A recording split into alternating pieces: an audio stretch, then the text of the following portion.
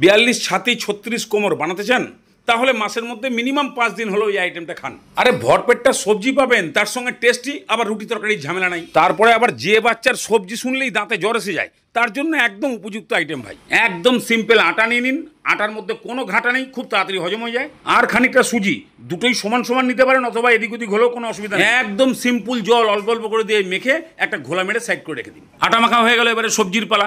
যে সবজিগুলো আপনার বাচ্চা পছন্দ করে না সেগুলোই আজকে দেবেন। ও ঘুণাক্ষরও টের পাবে না যে ও কি জিনিস খাচ্ছে, কিন্তু আপনি তো ভালো মতন জানেন যে ওর পেটে আজকে ভিটামিন জিনিসই যাচ্ছে। লাউ খুব ভালো জিনিস, ছোকলা ফোকলা ছাড়িয়ে ভালো করে গ্রেট করে নিংড়িয়ে জলটাকে বার করে রেখে দিন। আবার কেউ কেউ বলবে আসল ভিটামিন তো জলের সঙ্গেই বেরিয়ে গেল, তাহলে আপনি জল শুদ্ধই দেবেন। তাহলে আপাতত এর মধ্যে গ্রেট করা লাউ, গ্রেট করা গাজর, ক্যাপসিকাম কুচি, থেতো করা আদা আর কাঁচা লঙ্কা, নিরামিষভাবে এগুলো দিলেই হেভি টেস্ট হবে। ওদিকে আবার 10 মিনিট মতো আটা সুজিরও রেস্ট হয়ে গেল।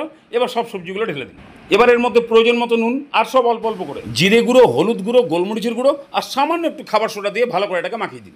আচ্ছা, সামান্য ধনে পাতা কুচি থাকলেও ওটা দিয়ে মাখিয়ে দিতে পারেন, এতে টেস্ট আরও বেড়ে যাবে। ভালো করে মাখানো হয়ে গেলে একটুখানি জিভে ঠেকিয়ে দেখুন এই সিন্নির মধ্যে নুন ঝাল ঠিক আছে কিনা। ঠিক থাকলে একদম ওয়েল অ্যান্ড গুড। এবারে চাটুতে তেল গরম করে 2 হাতা মতন থপথপ করে দিয়ে একটু চারিদিকে ছড়িয়ে দিন। যতটা পারবেন পাতলা করে ছড়িয়ে দিয়ে এবারে লো ফ্লেমে ঢাকনা। এবার এই কাঁচ লাগানো জানলা দিয়ে উকি মেরে দেখুন, যখন ওপরটা শুকিয়ে যাবে সামান্য একটু তেল ছড়িয়ে লিপাপুতি করে দিয়ে উল্টে দিয়ে আবার জানলা বন্ধ। দু পিঠটা একদম ভালো করে সেঁকা হয়ে গেলে এবার তুলুন। ওপরটা একটু ক্রিস্পি হবে, ভেতরটা নরম। এবারে বাদ বাকিগুলো এক এক করে ভেজে নিয়েই যে সবজি পছন্দ করে না তাকে আগে টেস্ট করেন। একদম টু শব্দ করবে না। এ তো শুধু শুধুই হেভি লাগে, তার মধ্যে যদি লাল চাটনি পেয়ে যায় তো 2-3টের কমে প্লেটই ছাড়বে না।